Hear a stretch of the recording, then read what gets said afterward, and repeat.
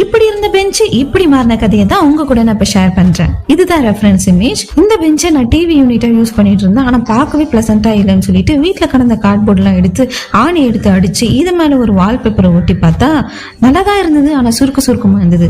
ஆனா எப்படியோ இதை வச்சு ஓட்டி ஆகணும்னு ஒரு வருஷம் கூட்டிட்டேன். அதுக்கப்புறம் பசங்க எல்லாம் இதை அப்படியே பிச்சு அசிங்கமாக்கிட்டாங்க.